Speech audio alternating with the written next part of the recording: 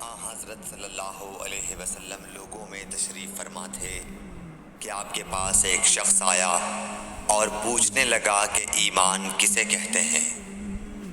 آپ صلی اللہ علیہ وسلم نے فرمایا کہ ایمان یہ ہے کہ تم اللہ پاک کے وجود اور اس کی وحدانیت پر ایمان لاؤ، اور اس کے فرشتوں کے وجود پر، اور اس اللہ کی ملاقات کے برحق ہونے پر، اور اس کے رسولوں کے برحق ہونے پر، اور مرنے کے بعد دوبارہ اٹھنے پر ایمان لاؤ۔ پھر اس نے پوچھا کہ اسلام کیا ہے؟ آپ صلی اللہ علیہ وسلم نے پھر جواب دیا کہ اسلام یہ ہے کہ تم خالص اللہ کی عبادت کرو اور اس کے ساتھ کسی کو شریک نہ بناؤ، اور نماز قائم کرو، اور زکوٰۃ فرض ادا کرو، اور رمضان کے روزے رکھو۔ پھر اس نے احسان کے متعلق پوچھا۔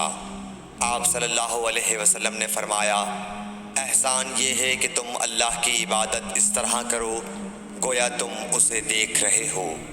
اگر یہ درجہ نہ حاصل ہو تو پھر یہ تو سمجھو کہ وہ تم کو دیکھ رہا ہے۔ پھر اس نے پوچھا کہ قیامت کب آئے گی؟ آپ صلی اللہ علیہ وسلم نے فرمایا کہ اس کے بارے میں جواب دینے والا پوچھنے والے سے کچھ زیادہ نہیں جانتا، البتہ میں تمہیں اس کی نشانیاں بتلا سکتا ہوں۔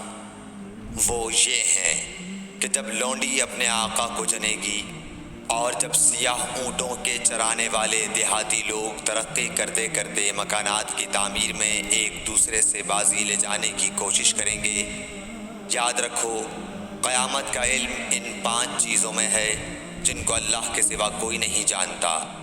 پھر آپ صلی اللہ علیہ وسلم نے یہ آیت پڑھی کہ اللہ ہی کو قیامت کا علم ہے کہ وہ کب ہوگی۔ پھر وہ پوچھنے والا پیٹھ پھیر کر جانے لگا۔ آپ نے فرمایا کہ اسے واپس بلا کر لاؤ۔ لوگ دوڑ پڑے مگر وہ کہیں نظر نہیں آیا۔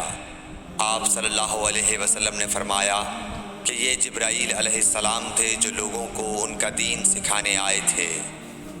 صحیح بخاری حدیث نمبر 50۔ ہرقل شاہ روم نے ابو سفیان سے کہا، میں نے تم سے پوچھا تھا کہ اس رسول کے ماننے والے بڑھ رہے ہیں یا گھٹ رہے ہیں؟ تو نے جواب میں بتلایا کہ وہ بڑھ رہے ہیں۔ ٹھیک ہے، ایمان کا یہی حال رہتا ہے یہاں تک کہ وہ پورا ہو جائے۔ اور میں نے تجھ سے پوچھا تھا کہ کوئی اس کے دین میں آ کر پھر اس کو برا جان کر پھر جاتا ہے؟ تو نے کہا نہیں۔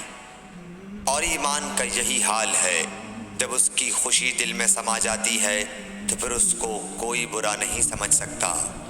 صحیح بخاری حدیث نمبر 51۔ حضور اکرم صلی اللہ علیہ وسلم فرماتے تھے، حلال کھلا ہوا ہے اور حرام بھی کھلا ہوا ہے، اور ان دونوں کے درمیان بعض چیزیں شبہ کی ہیں جن کو بہت لوگ نہیں جانتے کہ حلال ہیں یا حرام۔ پھر جو کوئی شبہ کی چیزوں سے بھی بچ گیا اس نے اپنے دین اور عزت کو بچا لیا، اور جو کوئی ان شبہ کی چیزوں میں پڑ گیا اس کی مثال اس چرواہے کی ہے جو شاہی محفوظ چراگاہ کے آس پاس اپنے جانوروں کو چرائے۔